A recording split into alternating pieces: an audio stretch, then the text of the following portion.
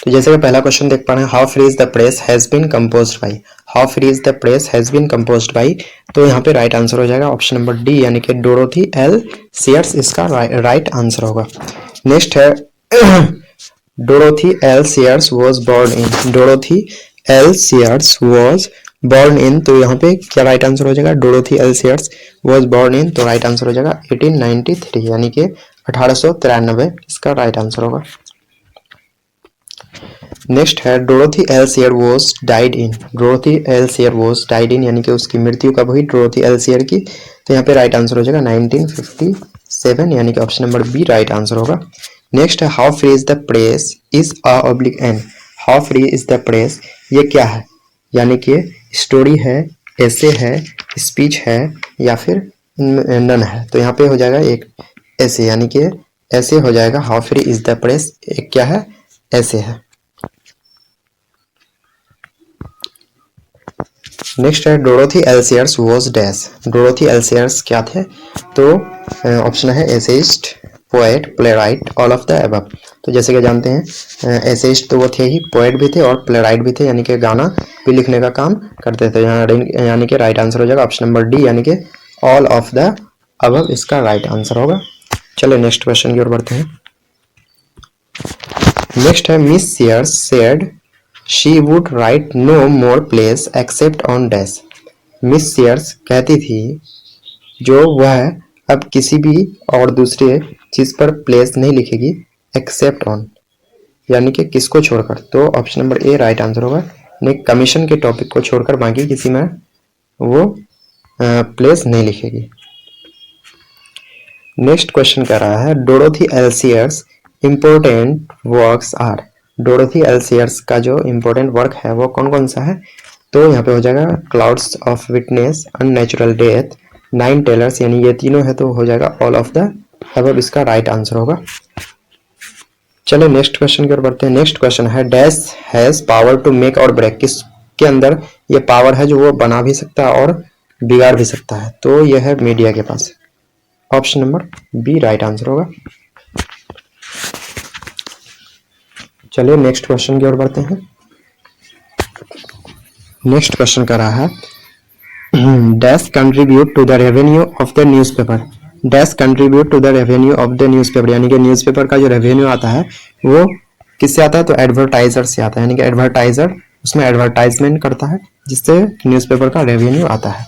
Next है dash is called a watch dog of democracy, का काफी इंपॉर्टेंट क्वेश्चन है, किसको डेमोक्रेसी का वॉच डॉग यानी कि देखभाल करने वाला कहा जाता है, तो ये कहा जाता है प्रेस को, यानी कि मीडिया को, प्रेस को एक ही चीज है। चलिए नेक्स्ट क्वेश्चन की ओर बढ़ते हैं।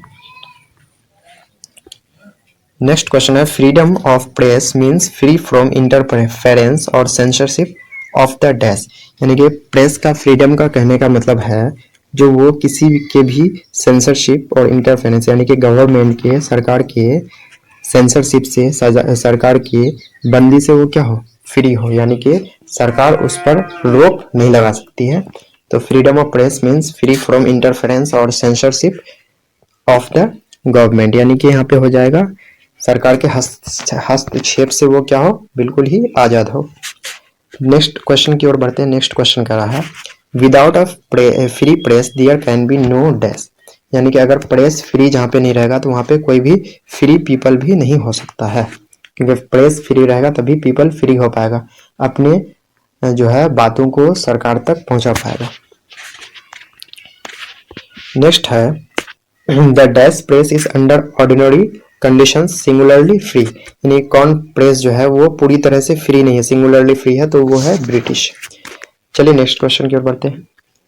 नेक्स्ट क्वेश्चन है who among this was one of the first women to graduate from Oxford University, काफी इंपॉर्टेंट क्वेश्चन, इनमें से कौन पहली वीमेन थी जो ऑक्सफोर्ड यूनिवर्सिटी से ग्रेजुएट की थी, तो यहाँ पे हो जाएगा ऑप्शन नंबर डी यानी कि डोरोथी एल सीयर्स। ध्यान रखना कब की थी, तो 1915 में। नेक्स्ट क्वेश्चन क्या कह रहा है, नेक्स्ट क्वेश्चन कह रहा है censorship must be impose during, हाँ ध्यान रखना है सेंसरशिप उसको इम्पोज किया जा सकता है, लागू किया जा सकता है कब, जब इमरजेंसी हो या फिर वॉर हो, यानी कि राइट आंसर हो जाएगा option number D both B and C, जब इमरजेंसी हो या फिर वॉर हो तो उस वक्त सेंसरशिप उसको क्या किया जा सकता है, इम्पोज किया जा सकता है। नेक्स्ट है the policy of suppressing publication of any item, यानी कि कोई भी आइटम के पब्लिकेशन को रुकवाने की पॉलिसी क्या कहलाता है? वो कहलाता है सेंसरशिप, यानी कि option number B right answer होगा। नेक्स्ट क्वेश्चन है who assume that readers can be made to believe anything, कौन ऐसा एज्यूम करता था जो रीडर्स जो है वो कोई भी चीज पर बिलीव कर लेते हैं? तो वो हो जाएगा ऑप्शन नंबर ए, यानी कि Hitler and north Cliff. Next question है दोस्तों proprietor of the newspaper has dash, तो जो भी न्यूज़पेपर का जो प्रोपराइटर होते हैं उसका क्या होता है? पर्सनल इंटरेस्ट होता है, यानी कि option number B right answer होगा। नेक्स्ट क्वेश्चन है the editorial policy of a popular daily is control by, जो पॉपुलर डेली न्यूज़ पेपर है उसका जो एडिटोरियल पॉलिसी है उसको कंट्रोल किया जाता है तो दो चीफ फैक्टर्स के द्वारा। तो अगर आपको वीडियो अच्छा लगता हो तो वीडियो को लाइक करके बिहार बोर्ड एग्जाम चैनल को जरूर सब्सक्राइब करके बेल आइकन को प्रेस कर दीजिएगा। चलिए नेक्स्ट क्वेश्चन की ओर बढ़ते हैं। नेक्स्ट है dash are careful not to antagonise the press, dash are careful not to antagonise the press, कौन जो है प्रेस से बिल्कुल सावधान रहता है, प्रेस से दुश्मनी मोल नहीं लेता है? तो कौन? Politician, option number A right answer होगा। Who is the master the people or the state, who is the master the people or the state, यानी कि कौन मास्टर है? द पीपल, कौन मालिक है? पीपल या फिर स्टेट? तो जैसे हम लोग जानते हैं कौन मालिक कौन होता है? पीपल होता है, यानी कि पीपल के ही अंदर सारी शक्ति होती है। नेक्स्ट है who is the aster of the state, state का जो है मालिक कौन होता है? तो होता है पीपल, यानी कि option number C right answer होगा। नेक्स्ट है the author had delivered dash words in the speech of an hour and a quarter, यानी कि 1 घंटा 15 मिनट के स्पीच में ऑथर कितने वर्ड्स को डिलीवर किए? तो ये हो जाएगा ऑप्शन नंबर सी, यानी कि 20,000 वर्ड्स को। नेक्स्ट है साइनोनिम्स ऑफ रेवेन्यू, रेवेन्यू का जो साइनोनिम्स है पर्यायवाची है वो क्या है? तो ऑप्शन नंबर ए राइट होगा, यानी कि इनकम।